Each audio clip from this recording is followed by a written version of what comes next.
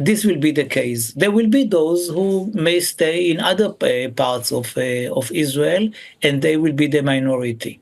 Hopefully, the 60 days will be just the beginning of a much longer ceasefire. Well, Yossi Beilin is a former Israeli justice minister, and he's initiator of the Oslo peace process in the early 90s. He's joining me now from Tel Aviv. So thank you very much indeed for being with us. I want to talk to you about this cabinet meeting that's ostensibly taking place sometime in the next few hours or so, in which they're going to be discussing a possible ceasefire.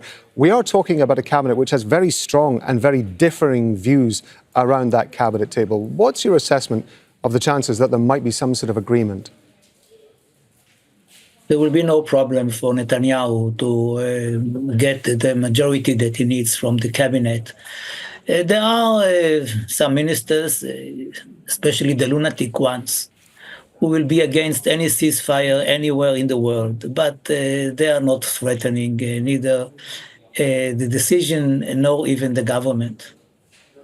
I'm interested to hear you say that, because for a long time, for example, National Security Minister Itamar Ben-Gvir and Bezalel Smotrich, the finance minister, have been determined that they will bring down the government in the event that there is some sort of negotiation, some sort of ceasefire on pretty much any front. If this does get passed and Benjamin Netanyahu does get the support that you're saying, what does that mean for the state of the coalition and the cabinet?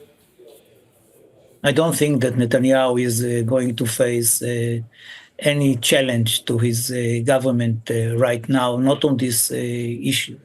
It can be on very different issues, like recruitment of ultra-religious people to the Israeli army, but not necessarily the ceasefire with Hezbollah through Lebanon and the United States.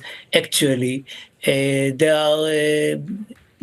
are many Israelis who oppose the ceasefire and would like Israel to continue and hit Hezbollah.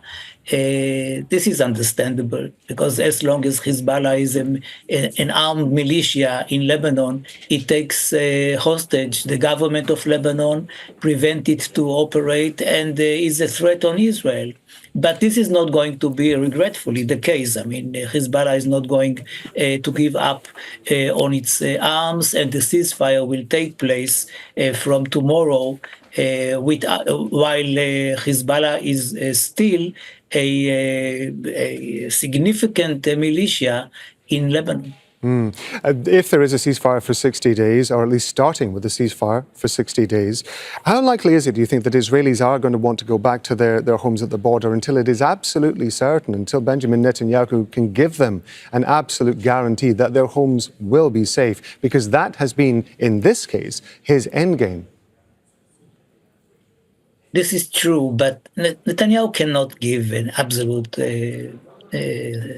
promise that nothing will happen. I believe that many of the Israelis who left their homes as a result of the government recommendation will come back, even though the risks are there.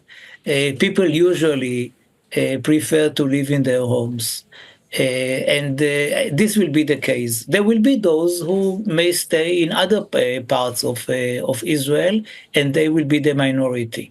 Hopefully, the 60 days will be just the beginning of a much longer ceasefire.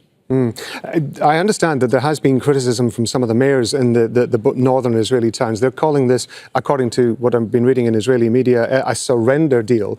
And they say that's because Hezbollah wouldn't be completely eliminated from the border zone. Just as you were referring to, how hard a sell is this going to be for Benjamin Netanyahu, particularly, of course, to the people whose homes are near the border? Well, he will have to explain to them that what they are asking is perhaps the right thing to ask, but it is not reasonable and is against our values as a Jewish state and a democratic state, and against the international law, to get rid of a whole of thousands of people, 10,000s of people. Is not going to happen, and they will be frustrated, but eventually they will have to comply with the decision, which will be backed by most of the Israelis. Yossi Beilin, we appreciate you being with us on Al Jazeera as always, sir. Thank you very much indeed for your time. Thank you for having me.